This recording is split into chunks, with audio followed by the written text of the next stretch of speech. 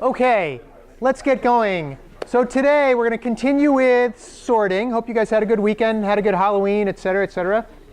We're going to continue with sorting. I've got a couple comments on tonight's lab. I've got a quick Unix tip of the day. I'll show you that slide in a little bit. But I just wanted to do a little bit of review. Go back to this visual description of sorts, or visualization of various sorts, and maybe you'll recognize some of them from what we talked about the other day, right? So the first sort that we talked about was this selection sort, which I said was what? Good or bad? Yeah, it's terrible, right? There was a very good post. I believe the person in here, who may want to remain anonymous, posted, hey, why is bubble sort so bad? And I put a thing on Piazza. So if you want to see why bubble sort's bad, and I do there's a little comparison to selection sort and so forth. But selection sort, does this look familiar, right? What's happening? You get what's happening now, right? You know what a selection sort's doing, and you go, oh, I see. This is why it's so horrible, right? Because it takes n squared time to go through this. Then we talked about insertion sort, right? Look at how fast insertion sort goes nearly sorted. It's done, right? Reverse, terrible, right? Can insertion sort be in linear time? Yeah, sure it can, because if it's already sorted, whoop, it goes through once and says, I am all done, right? So that's why insertion sort's not terrible when you're talking about either nearly sorted data or already sorted. And it's also not horribly terrible for small arrays, because they just happen fast anyway. And it's easy to program, right? Always pick insertion sort over selection sort if you had a choice. Okay? Then we talked about heap sort, right? I'm not sure. Well, let's see if we can figure out what's going on with heap sort. Yeah, can you see the bottom of the heap like becoming in order like that? Like that's exactly what we were doing, right? You would want to do I'll show that one again because it was pretty quick, because it is an n log n one, right? Boop, boop, boop, boop, boop, boop, boop. Right? See how that's going on. So not a bad sort. Heap sort, our first n log n sort that's like always going to be n log n, which is great. Then what else? Oh, we talked about shell sort. This one, see if you can tell that you're doing the. Can you tell that it's doing? It happens pretty quickly, but can you tell the gap sizes are changing? I'll show it to you again. Shell sort. Boom, boom, boom, boom. There's the gap sizes. See how it was doing that? You can kind of tell. All right. So those are the first four that we talked about. Today, we're going to talk about three more sorts, two of which are on here. We're going to talk about merge sort, which I'll show you briefly, and then Quicksort. We'll mention Quick3, but the other big one that we're going to talk about is this very odd sort called Radix Sort, okay, which I think is an interesting one. I like to call it the Radix Sort is kind of like the trie of sorts, right? It's like a little odd. It's actually very similar to a trie in some sense, but it's different. It's like kind of the oddball sort, okay? Not that there aren't lots of oddball sorts. Merge sort we're going to look at. If you look at the top one right now, you can see what's going on. Boy, it's actually merging them together. You'll see what happens there. And then Quicksort, if you don't know it yet, this one's definitely going to look weird, but we'll talk about how that actually works as well. Okay? And notice which one was slowest down here for Quicksort. Right? The Quicksort's quick, except for one case. In this case, well, a couple cases, but this one in particular, right? Not so great for this case where you have many of the same elements repeated in the sort. Okay? All right. Questions before I get going on the rest of this stuff? Okay. By the way, I've been getting some anonymous feedback. I've been replying to anonymous feedback. I don't always get replies back. If you think I should have replied to your anonymous feedback, you might want to check your junk mail or something like that, because I always reply if I have the ability to. So, so if you think I'm ignoring your anonymous feedback, it's because either you didn't allow me to reply because you didn't fill out the thing right, or I replied and it got lost in junk. So if you are looking for a reply, I definitely sent one. Okay. All right. We're going to talk about heaps, the heaps lab today and tomorrow. Hopefully you either got a chance to look at the pre-lab or you will before tomorrow. And then this Unix tip of the day on a little program called sed, which you may never have heard of. All right, we'll talk about that. And then we'll do some sorts. Okay? All right. This week's lab, it's basically a heap sort, although we don't do it in place. So basically what you have to do is create a heap, and then you're going to remove off the top, keep remove, remove, remove until you get a sorted list.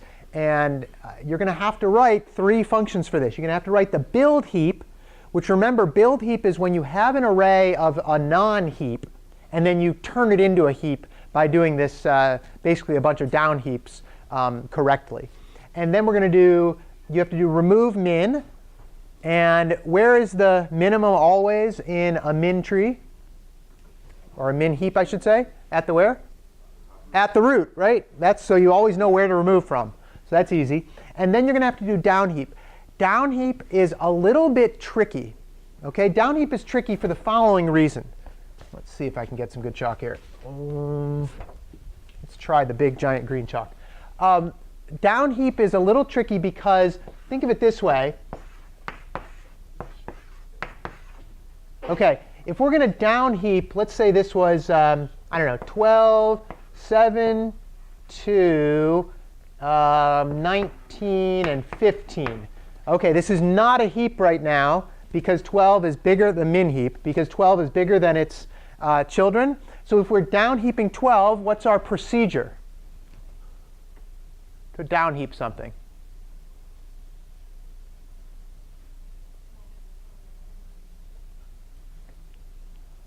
John?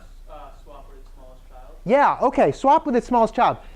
Conceptually, that's really easy to do. You and I look at these and we go, 2 is smaller than 7. We're going to swap 12 with 2, right? Easy to do. Where's the eraser? There it is. Easy to do conceptually, right? But there's a couple caveats you have to think about, right? 2 and 12. Let's say we're trying to down heap the 12. Well, does it even have children? That's the first thing you need to consider. And then what if it only has one child? Like, let's say this was 6, right? Now you have to compare it to the, you have to kind of say, hey, look, do I even have a child, right? And you can do that by checking the left child or right child using those little math tricks. Like in the lab, it does it for you. But you need to do that. So what I've done is I've actually, in the pre-lab, kind of given you some good steps to use to go through down heap. OK, for last year's lab, I didn't really give some steps. And a lot of people struggled on it because there's a bunch of little things you have to consider. So I tried to lay it out for you in the pre-lab. So make sure you read the pre-lab and do the pre-lab on that. OK, the other big thing to remember about a heap is that we start at index 1. We just leave index 0 alone. We don't even use it. Now, if you want to use it for a swap or something, you can. But we just leave it alone. OK, we leave the root alone so that the root is always at index 1, not index 0. Just keep that in mind. OK, otherwise, these aren't too bad. Let's see. For build heap, I already gave you. Remember build heap. This is a really tricky one. You don't have to down heap anybody that's after heap size divided by 2. They don't have any children. You don't have to down heap them. You already know that. OK? So you have to do that. And then you just keep calling down heap on the previous all the way up to the root. That's how down heap works. Pretty easy algorithm, all things considered. OK? Sorry, build heap is pretty easy algorithm. Remove min, we talked about that. Minimum's always at the root. And you replace with the left. If we are doing, let's make this into a heap. 12 and 6. This is now a min heap. If we're doing remove min, which one gets returned? 2 gets returned, right? And by the way, you need to kind of keep that temporarily so that you can return it at the end. You need to keep that. And then which one do we replace 2 with? No, we don't replace with a 6. You guys got to remember this algorithm. Replace it with the last one, 12, and then down heap the last one. And what happens to the heap size? Heap size is subtracted by or decremented as well. So keep that in mind. OK, things to think about when you're doing this remove min. OK, and then we do the same down heap again. And for those of you who said 6 goes up there, yeah, 6 eventually goes up there, but you got to know how first. OK. All right, and then we already talked about down heap. I've given you the algorithm more or less in pseudocode on the pre-lab. So do that. OK? Questions on heaps so far? OK. Unix tip of the day. So let's say, well, little history about Unix. OK, back in the 1970s, there was this group called AT&T Bell Labs. I believe they might still exist, but back then they were like the research lab. OK, they were like, these days we've got research labs. Most of them tend to be government research labs. A lot of companies have research facilities, like Microsoft and Google. They have research parts. But AT&T had this research lab, which was amazing. They did all sorts of great computer stuff, including coming up with Unix. And they developed Unix because every mainframe developer had their own operating system, right? You had all these different operating systems. And what the people at AT&T said was, hey, look, I don't want to rewrite my programs a whole bunch of different times to run on all these different mainframe systems. I want to write them once and have them portable so they can run on all these other systems. So what they did was they came up with this operating system called Unix that was able to be put on lots of different mainframes. And then they built a C language to be able to go on top of that. And then part of the Unix mentality was create all of these little tiny programs that do like one or two things. Now, sed happens to do one thing very well, right? And there's lots of options.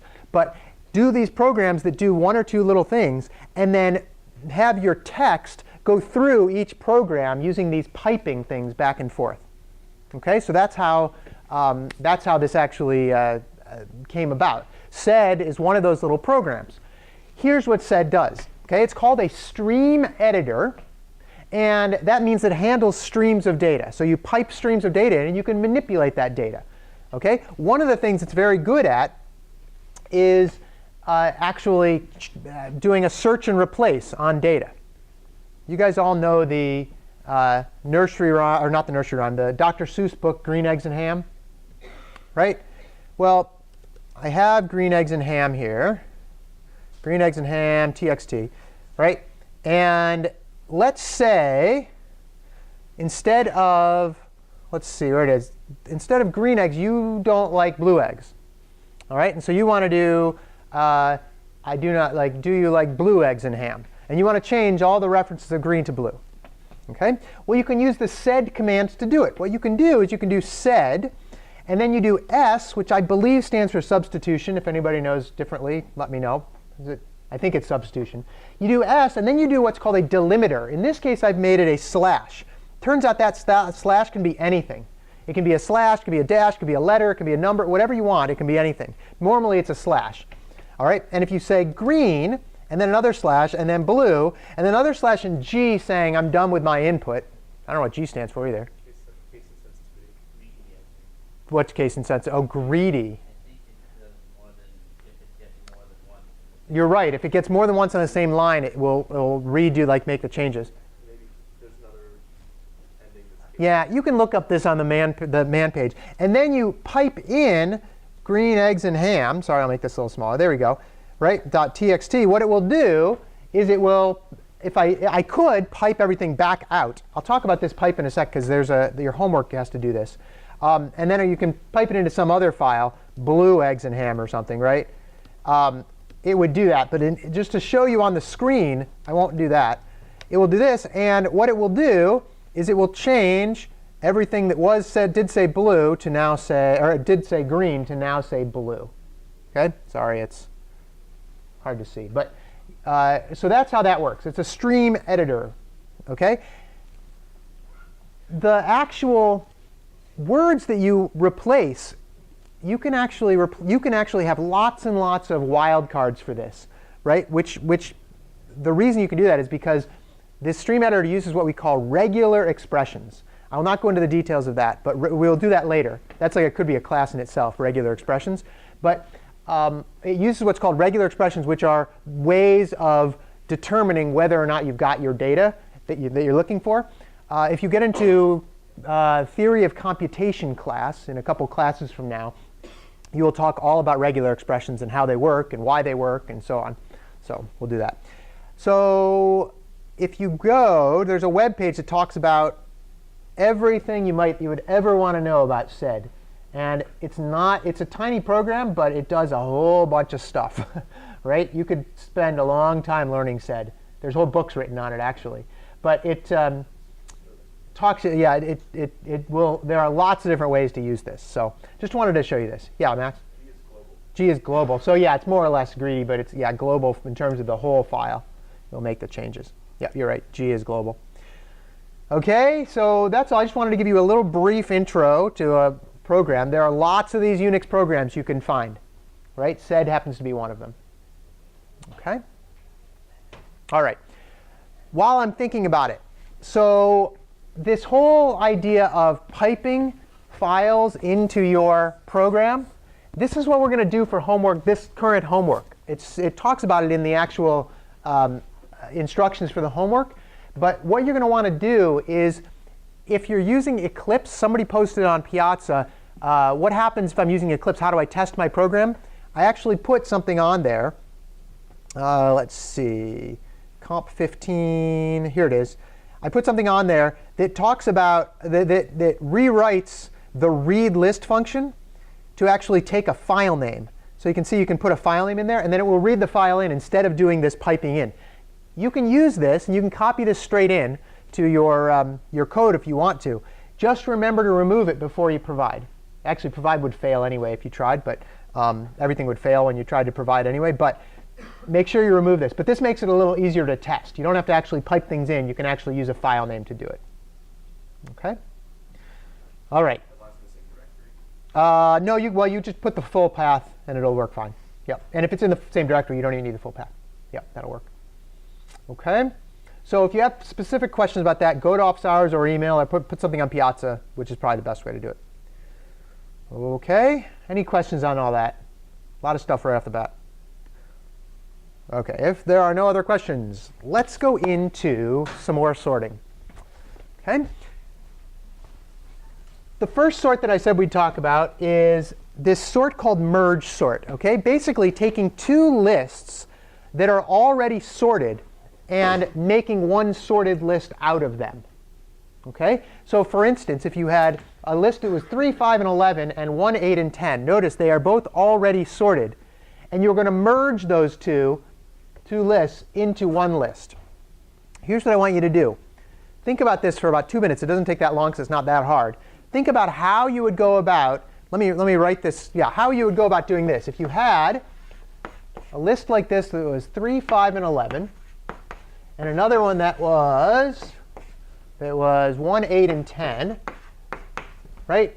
And we're going to put it into another array like this. How would you actually go through that algorithm? Think about that. Talk to your neighbor about that for a couple minutes, and we will go from it.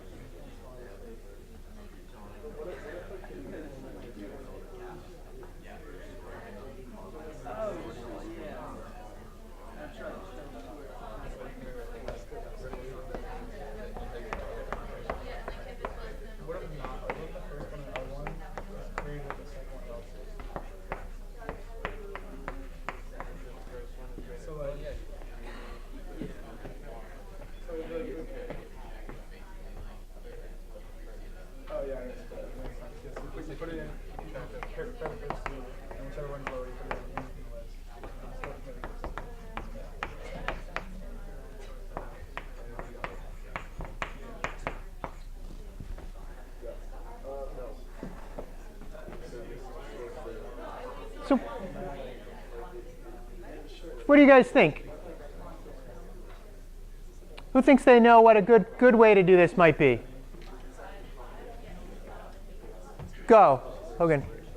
OK, guys, so yeah, good. You might want to have an index marker for each array. OK, so here's our index. I called it a cursor. Sometimes we can call it an index. Yep, absolutely. Okay, and then you look at that value in each for each array, and you put the one with the higher priority into the new array. OK. And you move the cursor to the right. There you go. So we are comparing the first value in the first array with the first value in the second one, and then putting the minimum one, in this case, into our new array, right?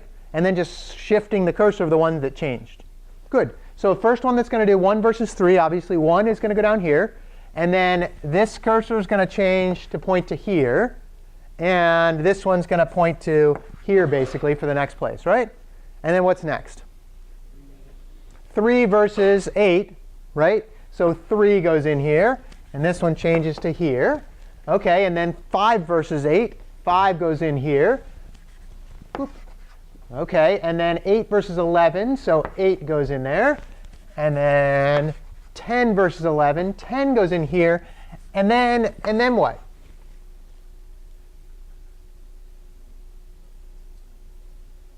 Yeah, go ahead.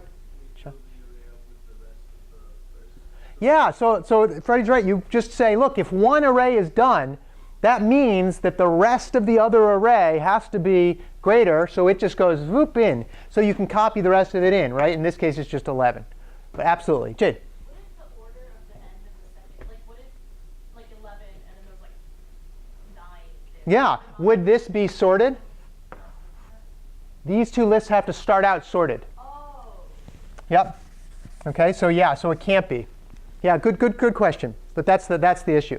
OK, so merging is not hard, right? I mean, this is a pretty easy, very fast thing, right? You just go n. It's basically whatever the length of the current number of items is through. OK?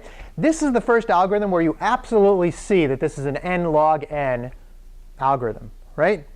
OK, because we've just gone through n times. Now, that's the way we do merging, right? We just did this. Boom, boom, boom, boom, boom, boom, boom. Right? Here's the actual algorithm. This is the first divide and, well, let's see. Did we do it? Well, heap sort was kind of a divide and conquer. This is the real like typical divide and conquer algorithm. OK, you take your unsorted list. OK, you break that unsorted list into n sublists of one element each. Is a list of one element sorted? Sure it is, right? So once you break them into n sorted lists, or n elements of, or n lists of one element, OK, then you can start merging them 2 at a time. You do 2, then you do 4, then you do 8, then you do 16, and you can see how it's a divide and conquer sort of idea here, right? I'll show it to you in a second, but this is how you do it. Now, the first thing is, OK, how are we going to do the actual breaking up into pieces? This is a very easily recursive program. OK? You break these up by doing recursion on it until you get to the end. So watch this. OK, here's your example. I purposely picked this example to have an odd number of elements. OK, it happens to be 9 elements up here. OK, purposely picked it to be 9 elements because you'll see what has to happen with the last one. OK, first things first, we break it into 2. Where should I break it? In the middle. What's the middle of a 9-element array?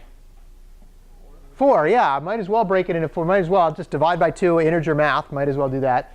OK, so we're going to break a 4 into and a 5, right? Then we do the same thing again for each sublist. We break it into the 99 and 6 and 86 and 15. And then this one we have to break into a 2 and a 3. Still got this pesky odd one over here. OK, and then we do it one more time. And now we've got these guys are all 1s. And then this one's still 4 and 0. We have to do it one more time and break the 4 and 0 into individual ones. OK? So sometimes you end up with a little extra off by 1 thing, I guess, in your thing down. But nothing you can do about it if you're an odd number of guys. So what do we do next? We start merging. What's the first thing we need to merge? If you're recursing down and then returning, what's the last one that got recursed? I think stack or something. The 4 and the 0. So this is the first one that's going to get merged. And it's going to be 0 and 4, right? So it's going to be like this. OK? And then what's the next couple, like the next things that we merge? Yeah, it's actually going to be the 86 and what? The 0 and 4 list, right? So it's going to be 0, 4, 86. And then because I didn't want to do too many slides, it's going to be the 58 and the 35, and the 86 and the 15, and the 99 and the 6 get merged. OK, but remember, this merging thing is easy. It's a linear operation, right? Like that. Almost everybody got swapped in this case. OK. And then we do the 2's into the 4 and the 2 and the 3 into the 5. And we have one more swap. I mean, one more merge. Boom. OK? Now, and we're done, right? Everybody's merged, and we now have a sorted list. OK, that is fast. Why is it fast? You only have to do n. You have to go through n elements a log n number of times. You see how that works? So there's where your n log n comes from. What's the downside to this? Takes up a lot of extra space. We started with this array. We created this array and all these little arrays and these arrays. See, that's a lot of extra space. In fact, if you look at it, I think the slide says it a little bit differently. But if you look at it, you start out with n elements. You create 2 arrays, which gives you n more elements in arrays. And then you do a bunch more, and that's n more elements, and then n more elements, right? So that's actually n log n more space you actually need. So it's actually not a space conservative algorithm. Okay, it's very good from a time complexity. Space complexity, not so great. Okay, but it is definitely divide and conquer, and you can see that right there. Okay, we could do it in place, right? In place would be tricky. In fact, this would be a good like hard problem to do for your homework assignment. If you wanted to do merge sort in place, you'd quickly find out that you have to do a lot of swapping back and forth, because keeping everything together in one array is not a trivial matter. Okay? Okay. You can also have double memory. I mean, this is the one where it's not really double. It's really n log n if you want. Now, you could, if you really wanted to, you could go back to this one, and you could create this one. And then instead of creating a new array, just use this one again for this part, and use this one again for this part. So you really don't have to take up all this extra space. But you at least, if you're going to do a merge like this without doing it in place, you're going to need at least twice n to do it properly. OK? All right. OK. So that's merge sort. Any questions on that one? Here's the complexity. N log n is worst. N log n is best. Guess what? It's an n log n algorithm. OK? It doesn't matter what it starts as. You're going to do n log n. There's no real best there. But the average case, n log n. If you need a down and dirty like sort, this one's a pretty good one to do quickly and runs fast, right? Whereas the next one we're going to talk about takes a little time to think out.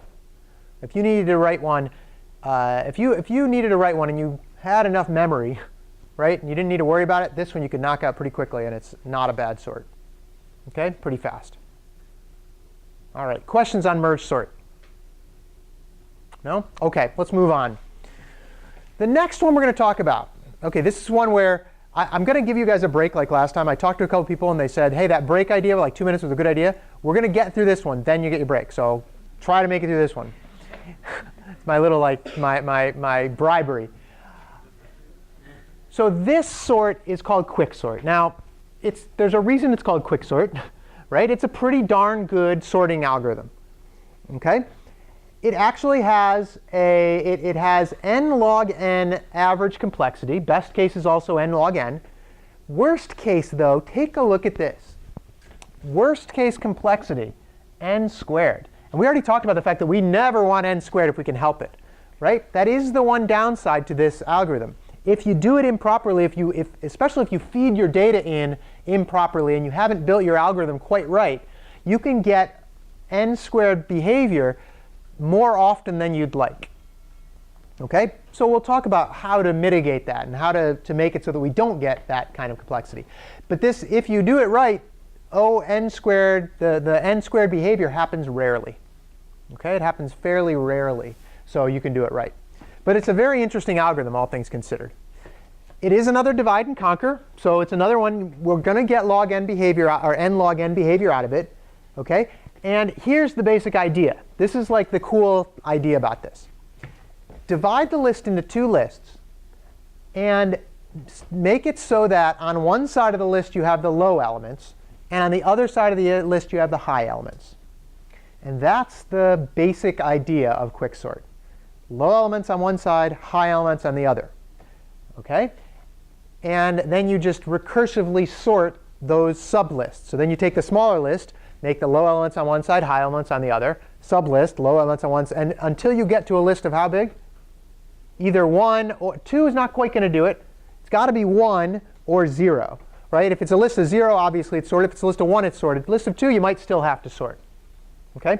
Many times, Quicksort takes the idea that if the list is small enough, it actually goes into insertion sort, because insertion sort is easy with no overhead. So we're going to do the whole thing down to elements of 1 or 0. But if you want to do a Quicksort that's slightly better on big data sets, probably doing it so that you've got an insertion sort at the end when you've got smaller data is a good idea. Okay? All right. So what is this thing? Small font, I guess. Here's what you do.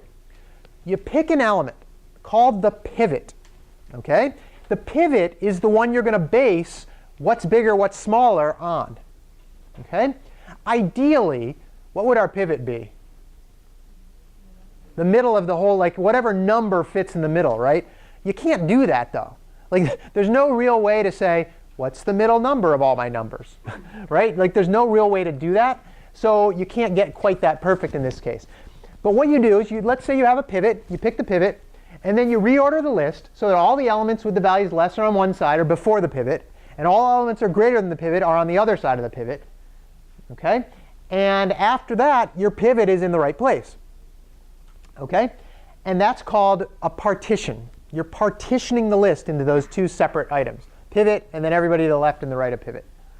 And then you just recursively apply those steps again to all those sublists. Okay? And we already talked about the base case being 0 or 1 elements. That's all there is to it. Now, there's a couple different ways to do this. Okay? We will talk about both. We have this one that we call the naive algorithm. And the reason we call it a naive algorithm is because you can do it better than this. And the naive algorithm creates a whole new list, much like merge sort. And if you're going to do that, if you're going to create lists, like new lists for every sort, you might as well just do merge sort. It's going to be just as fast and just as time sensitive. Okay, but we're going to show I'll show you that one because it makes it a little more sense about what we're actually doing. And we can also do an in-place algorithm. Okay, the in-place one is particularly interesting. Okay, I'll show you that, and it'll take a little while to get your head wrapped around it. At least it did me. Maybe you guys will figure it out quicker. But it takes a little while to get your head wrapped around what we're doing. But it's clever. Okay. First things first, let's look at the naive one. All right. I am going to pick the pivot to be the first element. We'll talk about in a minute why that's not a good idea normally. Okay, but if we pick the pivot to be the first element, in this case, pivot is 6. Okay? Now we're going to create new lists where one list is going to have all the elements that are less than 6. The other list is going to have all the elements that are greater than 6. And then we'll recursively do each sublist. That's all we're doing. Okay? Pretty easy, all things considered. Ready? So the ones that are less, 5, 3, and 4. The ones that are greater, 9 and 12. Okay? And 6 goes in the middle. Right? So you're after the first pass, you've got 5, 3, and 4. You've got 6, which is the one in the middle, and then 9 and 12. And then you just do the same thing. Pick your pivot, and then the ones that go to the left of 5, 3 and 4, and there aren't any that go to the right of 5. Right? That's one of the problems with a pivot. Sometimes you just don't know. Right? Sometimes you'll get a degenerative type situation where your pivot ends up being the maximum or the minimum. And then you look at the 9 and 12, and nobody's less than 9, and 12 is greater than 9. Okay? And then, once you put everybody, then you do the same thing for the 3 and the 4, right? Because that's the one thing that's left. Well, sorry, the 3 and the 4, and you're done. Right? Nobody's greater than the 4. And you put everybody together, and now your list is sorted. Look at that. 3, 4, 5, 6, 9, 12. Okay? That's the naive algorithm, creating all these other lists. Not hard, kind of interesting. Still, you can tell it's logarithmic in nature, breaking it down into basically half, half, half. It's not necessarily half, but it's basically half. Like on average, it would be roughly half. Okay? In what situation would picking the pivot as the first element be a bad idea? Let's think about it for a second, and Graham will let you answer. When would picking the pivot to be the first element be a bad idea? A couple people have their hands up. Think you got it, Sam? Graham, what do you think? When the list is either sorted or in reverse order. Yeah, if the list is either sorted or in reverse order, picking that first pivot, let's say that it was 1, 3, 5, 8, 10, 11. You pick the pivot as 1, right? And then you've got a list of nothing, 1, and you've got the whole rest of the list.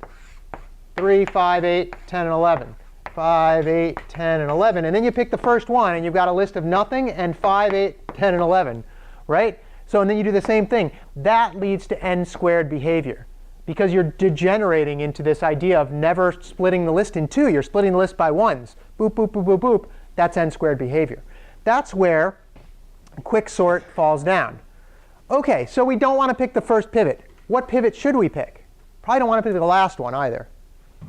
What one should we pick? Yeah, what do you think? Can you find max and min and then like the medium point between those? That's a good question. If you find the max and the min and do the midpoint, that's going to take some time. Because how do you find max and min? You have to go through the whole list twice, right? So yeah, good idea. Not going to be great in practice. Like that would probably give you a very good middle point every time, right? Maybe. If max and min, what if all values were nearer to max and there's one min? Your average still wouldn't be right in the middle. But you'd also have to know that it was in the list too. But good idea. I like what you got, Mac. You could go through the list once to find max and min, but then what do you do when you recurse? Go through the list once again to do all that? That's like another n. You set a flag? I'm not sure that's the best idea, but you do run into like too much work in that case, trying to do this. Yeah? You just compare like 3 or 4 random elements? Yeah, well, I guess the question is why compare any? Just take a random element, right? In fact, that's one of the better ideas is there are very fast algorithms for getting another random digit. Like it's not random in the grand scheme of randomness. It's what we call pseudo-random. That's actually one of the best ways to do it. Come up with a little pseudo-random generator that says first pick 2, then pick 9, then pick 52, then pick 11, then pick 7. You know what I mean? So do a random one, and then in general, you're probably going to be OK. OK, if your data is random, it doesn't matter what you pick. But if your data is in some order, forcing some randomness into it by what you pick is a good idea. So that's one solution. What's another solution? Can you just pick the middle index? You could pick the middle index. Sure. If it's sorted or not sorted, yeah, that'll be, I mean, either way, that'll pretty much do, you'd have to have a very weird situation where picking the middle always is terrible, right? There's one issue with picking the middle that's kind of interesting. Let's say, this gets into a little bit of computer architecture in some sense, okay? Let's say you had a huge array. Well, it doesn't even have to be huge, right? Let's say you've got an array, and you're trying to do this portion of it right now. And this was 10, and this was 80. Let's say that there are all these in between. Where's the middle between 10 and 80? What index would it be? 45, right? Because you do 10 plus 80 divided by 2, right? 10 plus 80 divided by 2, right? That works, because that finds the middle value here.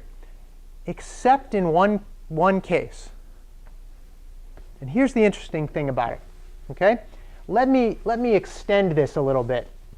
Anyone know how big an integer is in bits? How many bits integers are represented in on a normal computer? It's actually not 64. Generally 32. If you have an integer, int, most compilers will call that a 32-bit integer.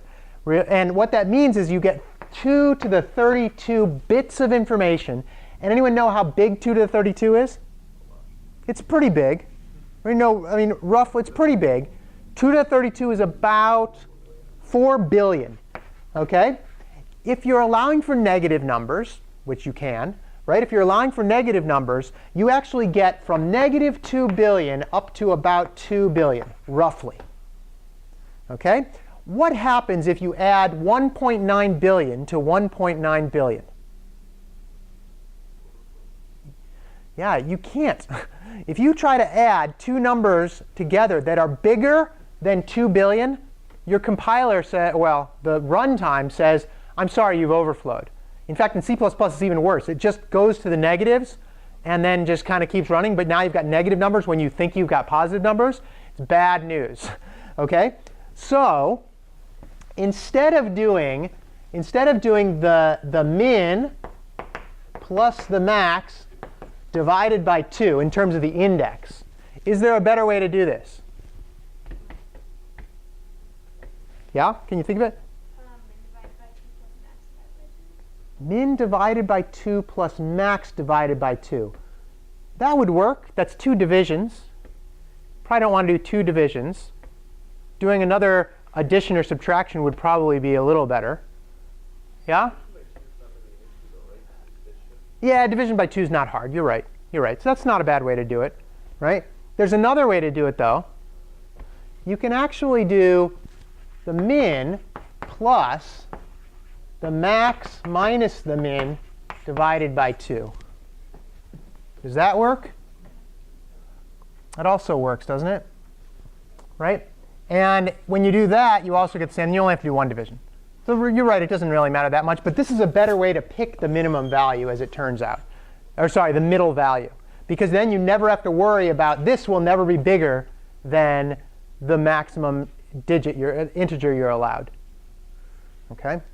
All right. That was a lot of like down in the weeds kind of stuff. But you need to, sometimes you need to consider this stuff. OK? All right. So that's the naive quicksort. OK. Here's what we'll do. I'm going to go into the other quicksort. Take your 2-minute break now, because you need to be awake for this one. OK. Let's get going. All right. So we talked about the naive quicksort. The in-place quicksort is very cool, like very interesting, a little tricky to wrap your head around. So I'll go slowly. I'll go over it a couple times, and we'll see what we do.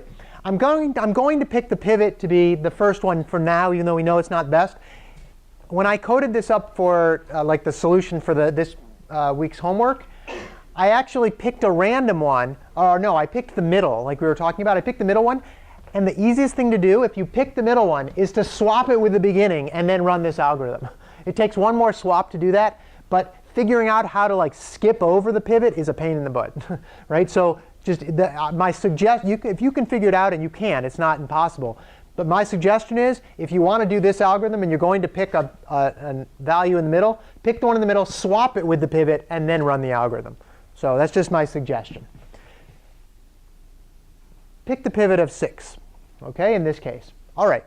We already know that 3, 4, and 5 are going to be to the left of 6, right? And 9 and 12 are going to be to the right of 6. So after this part of the algorithm finishes, we want it to be in the order 3, 4, 5, 6, 9, 12. OK? Or something like that. OK? It has to be, well, that would be perfectly sorted. That would be after the whole thing. But we definitely want 6 to be in the middle. And we want 3 and 4 and 5 to be that side, and 9 and 12 to the other side. That's really what I meant. OK? Let's see what we do. Pick a pivot. And then we pick a left and a right, OK, being the beginning of the array and the end of the array. OK? Here's how the algorithm works. This is the in place. Remember, we're trying to shift everybody in place. What you do is you take the right one, and you start going that way. If I say left, you'll get all confused. Start going that way, right, with the right, until you get to a value that needs to be to the left of 6. Does 4 need to be to the left of 6? It does, because it's less than 6. So you're done with that part. Right goes that way until it gets to 1. It's done. Left does the opposite. Left comes this way until it gets to a value that needs to be to the right of 6. So it's going to go from 6 to 5 and then stop on 9. OK, so that's what you're going to do. You're going to stop on 9. And here's the cool part about this algorithm. Swap the left and the right. OK? And if we swap the left and the right, the 4 is going to end up over there. The 9 is going to end up over here, which is what we want. Right? In the end, that's what we want. OK? So you swap them like that. And then don't change anything else. The temptation is to say, OK, well, I've already done this. Let's move left here, and let's move right here, and keep going. Don't do that. Just keep going with the algorithm. In other words, leave the left and right and try again. If you want to optimize this, go right ahead. just know that it's treacherous territory. Okay? Because of the way this algorithm works, you have to be really careful that you don't have an off by 1 error. It's just tricky. Does 9 need to be to the left of 6? No. Does 3 need to be to the left of 6? Yes. So right is going to go here and stop. Okay, which we can make it do. Okay.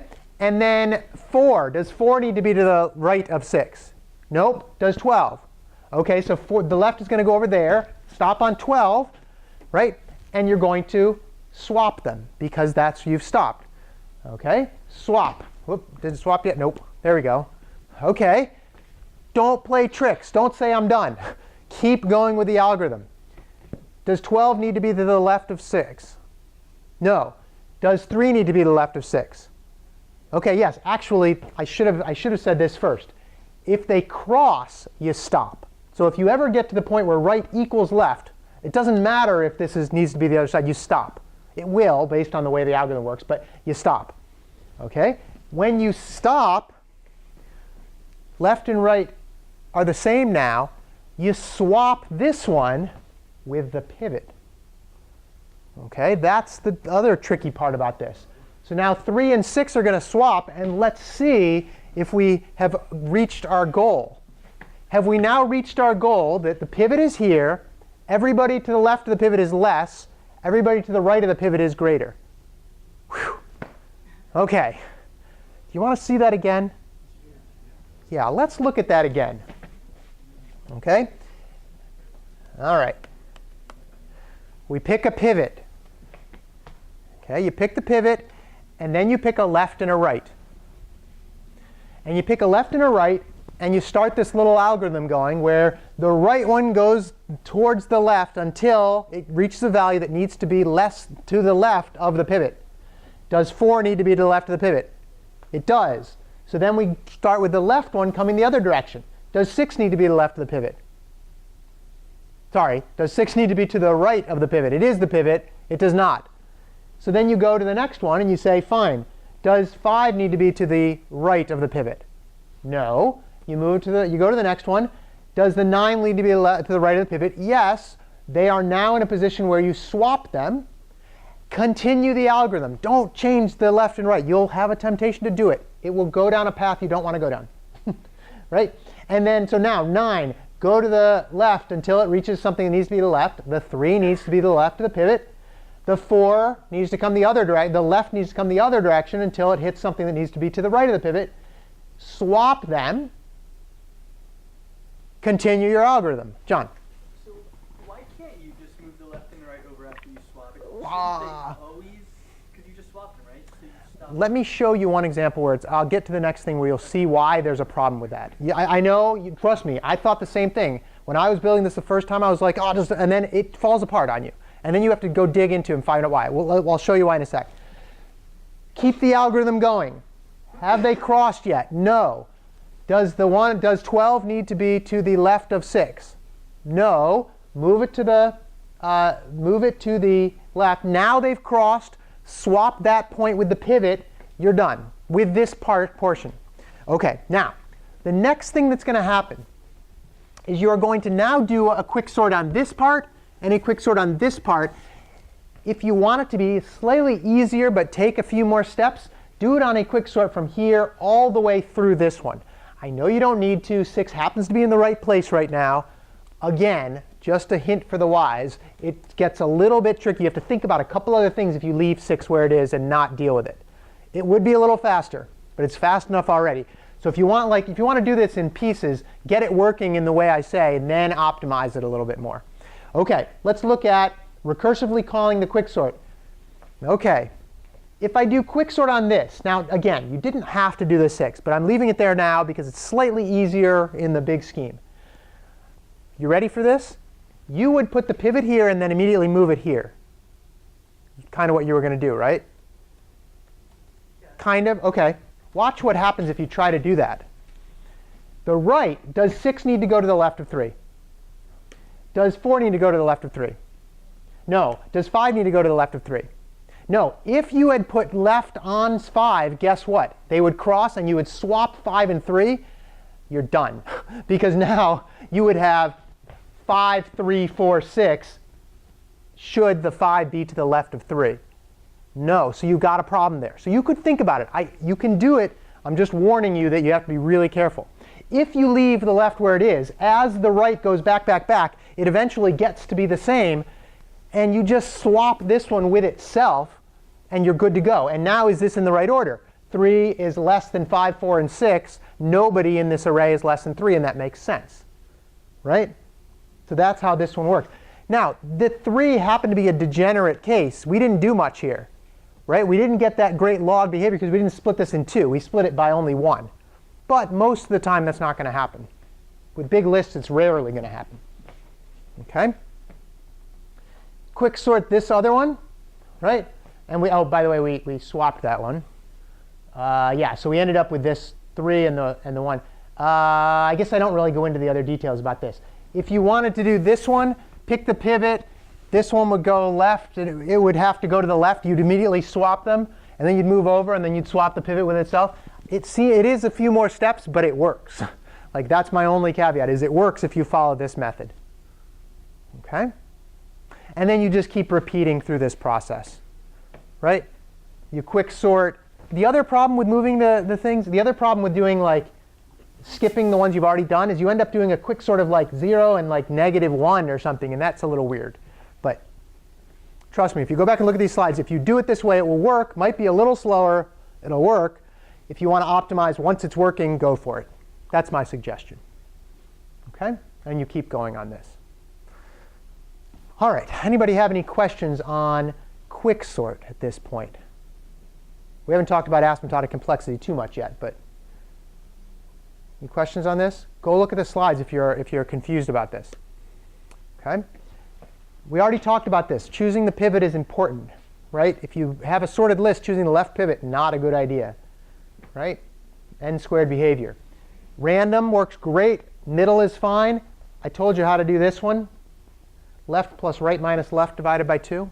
Yeah? What if there's, you pick a pivot and there's a multiple of that pivot in the...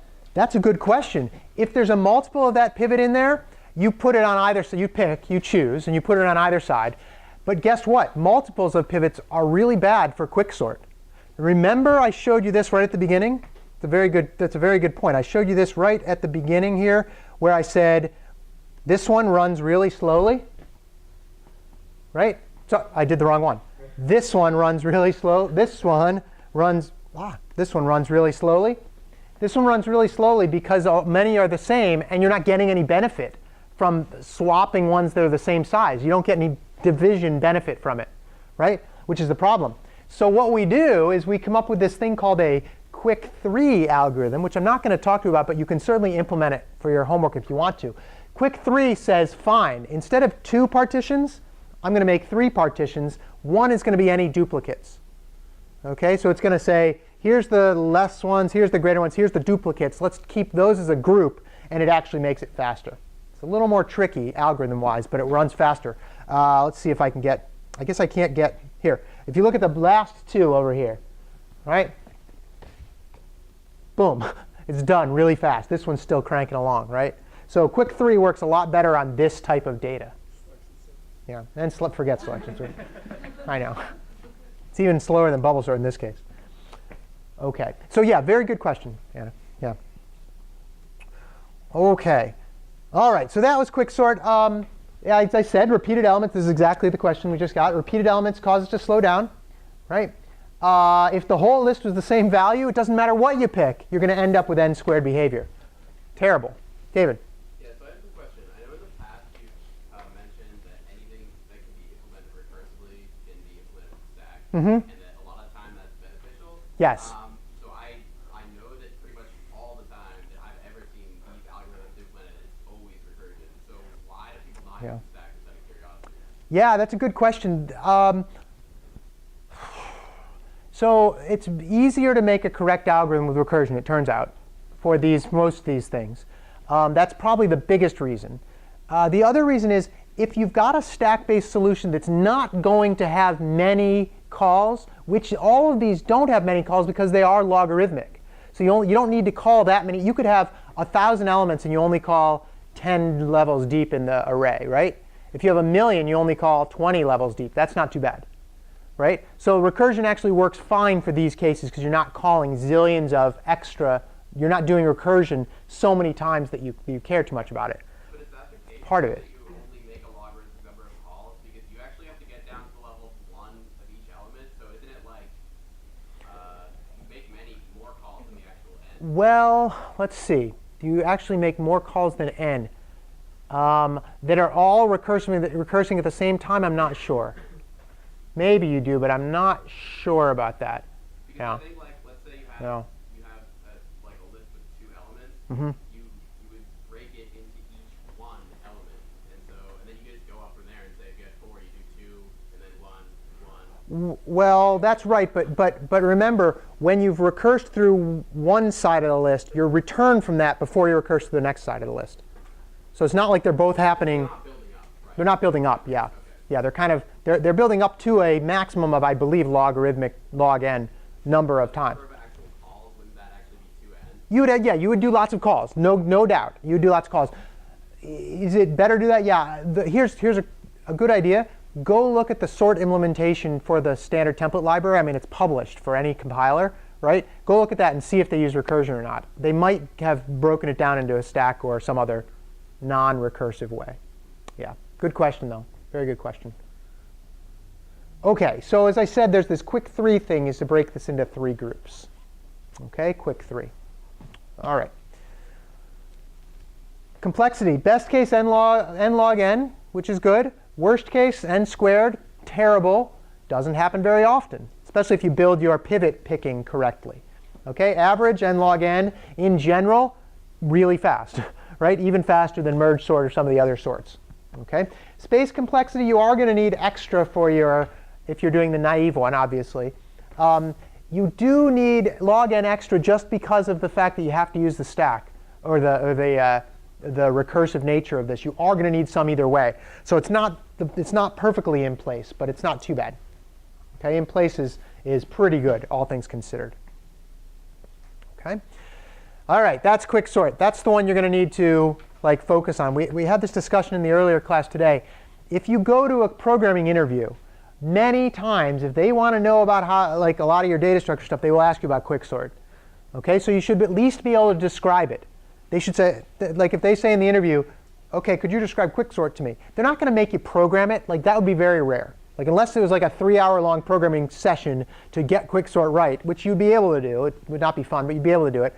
If they're talking to you, they're going to ask you, can you describe Quicksort? And you're going to say, sure, Quicksort's about picking a pivot. And the choice of that pivot's important. And we'll talk about that in a minute. But you pick a pivot, and all the numbers or all the elements to go on one side of the pivot go on one side, and all the ones that are greater go on the other side.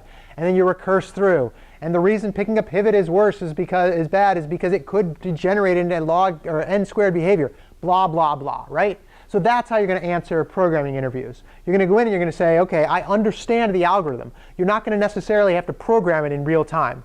That would be pretty hard, right? Maybe some crazy Google interviews might do that, but I doubt it. They'd more often ask you about it. And then they'd say, could you compare it to a merge sort? And you say, oh, sure, a merge sort, blah, blah, blah, right? So that's the kind of things they would ask on interviews. But Quicksort gets asked a lot on interviews because everybody's supposed to know about it, and it's the fastest general algorithm we have, and it's got a lot of little unique parts to it. So that's why they ask it. OK? Don't forget your Quicksort. And I'll ask about it on the final. So there. OK. Now, the last one we're going to talk about is, like I said before, it's like the trie of sorts. OK? It's a really cool sort. This is not a comparison sort. Nowhere in the sort are we going to compare 2 numbers to see if they're greater than or less than to each other. We always do that in the other sorts we've talked about, right? If 2 numbers are different, you swap them if you need to or whatever, right? We do not do comparisons for this thing called a radix sort. What do we do then? Well, a radix sort uses these buckets, OK? And the buckets are used to place numbers that fit into a particular category based on the number at their whatever decimal place you're working on. So if I have a number like 423, right? The first time we go through this, we look at what's called the least significant digit, or many times it's called least significant bit, although that's a bit of a misnomer. Least significant digit, we look at the 3, and we sort based on the 3, based on this digit. The next time through the sort, we look at this one. We look at the 2 and sort. I'll show you how it works. And then finally, you look at the other one. That's how this one works. It's based on breaking the number into its component digits based on the magnitude of the digit place you're looking at. Okay? All of that said, let me show you what it actually does. Okay? I said it wasn't a comparative sort. It uses buckets. On each pass, you look at the decimal places and individual arrays. If you're looking at the digit, how many different buckets do we need to say which one these go into? Actually, well, it's the 3 bucket. So how many total buckets do we need? You need 10 buckets, right? Because it could be all the way 0 to 9. So you need 10 buckets for a decimal number. Okay? Kind of interesting. I'll show you that in a minute. Okay? Here's how it works. Here's your array. 310, 213, 0, 2, 3. Yeah, you have to keep in mind that even though the 0 is implied for 23, the 0 actually exists. Like, what's the hundreds place of 23? It's 0. Right? Makes sense. All these numbers in here are the arrays. Here's what you do. I've made it so that I don't need 10 buckets here. Notice all these numbers fit into 0, 1, 2, 3. Right? It's because I didn't want to put the huge slide on here. And in fact, if you want, this is base 4 digits, I guess, if you want, or base 4 numbers. But here's what we do. Okay? You take the bucket number. You first look at the ones place. And you say, which numbers go into bucket 0 based on the ones place? 310, because it's 0 at the end. 130, it's 0. 330 and 120, all 0. So far, so good. Which one goes into bucket 1? 301, 201, 111, 231, etc. That's how it works. What you do next is you simply grab the numbers one at a time, bing, bing, bing, bing, bing, bing, bing, bing, bing, bing, bing, and you put them back into the original array. Then you do pass number 2, which looks at the tens place. Okay, so I take those numbers. It should be 310, 130, 330, etc. 310, 130, 330, right? And then I look at the tens place. And I say, which ones go in the 0 bucket? Well, 301 does, 201 does, 002 does, and 102 does. You see, it's based on the tens place. And you bucket them up like this, drag them back into the array in order based on the bucket counts here. And what we're doing is we're partially sorting them. It's kind of like shell sort in some sense, right? Where we've taken a particular part of the number and we've sorted it based on that part. If you leave them in that order, it will not erase the order next time. Okay? In the big scheme of things. It might individually, but in the long term, it does not. Okay? So all those go into those buckets. And then the last pass, we have the ones that go into 0 are the 002. Notice, it's now the first one that we hit. Woohoo! Right? And the next one is 013, because it's based on the one. It's the next one we hit. Woohoo! Right? And it keeps going down. Right? This is a little like some of those like card magic tricks where the person's like doing all the different like folding and everything, and it like comes out in the end. This is kind of what that ends up feeling like a little bit. But in this sense now, once you do all that, because you've done the last pass, boom. Notice these are all in order now. Okay? And you put them back into the array, and they're done in order. Okay? Yeah, Max. What ends up being the best base to work with? That's a good question. I don't know the answer to that. What's the best base? I mean, if you did base 2, you'd only have 2 buckets, so it'd probably take a little longer, right? I mean, I don't think that would be particularly good because you'd have to do 2 buckets, but long numbers are not going to be helpful. There's probably a trade-off. I mean, 10 is pretty good. Hexadecimal is probably pretty good. You want to pick something that's not hard to work with that you've already got. You got to do that. But this is Radix Sort. Yeah. What if each integer has to be expressed in Wouldn't each? Well. OK, yeah, that's a good question. How do you tell that 120 has a tens place of 2? There's a couple different things you can do. Graham, you remember what you did? Yeah. Graham already did. He was talking to me about this earlier. Do you remember what you did on this one? Yeah. Did you want me to describe how I got the? Yeah. How do you get the tens digit out of 120? First, I took the number modulus 10 to the power of whatever place number. Okay, so modulus 100. Okay, that would give you, in this case, that would give you 20. Yeah, and then what do you do? And then you divide it by 10. So you have to do 2 calculations on there. It turns out modulus is not a fast calculation because you do dividing by. So it's not particularly fast. Neither is division, really. So there's a little extra time in there, but that's how you would do it. So yeah, somebody in the other class said, hey, let's turn this into a string where it's an array. That in itself would take way too much time. It would do the same things, but it would just take longer. You wouldn't want to do that. Good idea, though. Good idea. But yeah, so there's various ways you have to do that to get this to work. Yeah, David. I think it actually ends up being the most efficient base to choose is log n, like where n is the number of items you're sorting. There's some like really weird math. Oh, there might be. I actually think that's the optimal choice. Yeah, there might be some weird one. Notice something, though. How many times do you have to go through the list? The number of digits. The number of digits. So you do have to know how many digits are in your greatest number, right? And you have to go through the number of times. So if we had these numbers and then we stuck in 1,422,000, you'd have to go through the list like another 7 times or something, right? So this doesn't work well on some data. And how do you find the maximum? You can. The easiest way to do it is the first time through the list, figure it out, right? And figure out which one's the maximum. Then you know how many more times you have to go through the list. But that's a couple little tricky parts about this.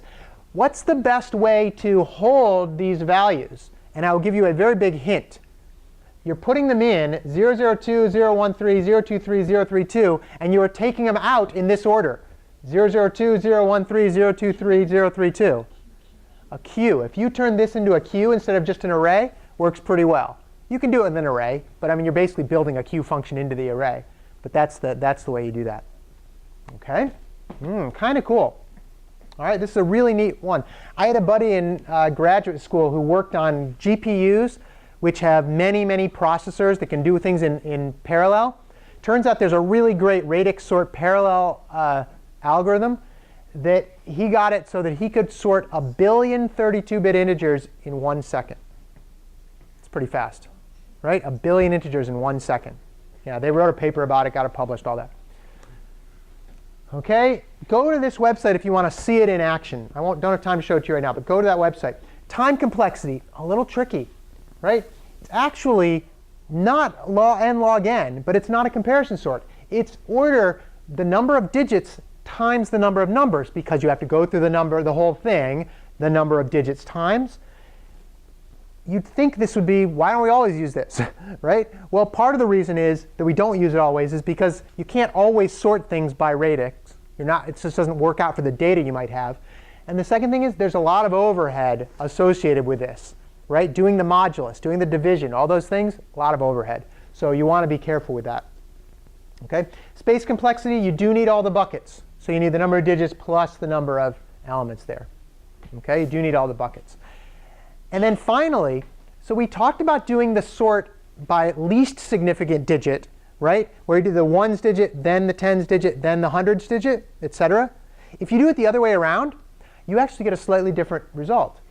You get the result that's alphabetical order, right? If you do this with words, you get the order you might think. If you do it with numbers, look what order you get. 1, 2, 3, 4, 5, 6, 7, 8, 9, 10. You end up getting 1, 10, 2, 3, 4. Why is 10 come in here instead of at the end? Because the 1 and 10. Because it's like alphabetical, right? The 1 is the first thing it looks at. It looks at from this side of the number instead of the other side of the number. So that's the difference there. Okay, you can do the other type of sort, but that's the difference there. Okay, so lots of references on sorting. Okay, Radix Sort's different. If you have any questions about different types of sorts, Piazza, email, lab, or lecture, all that kind of, or office hours, etc. Any last minute questions? OK, good job.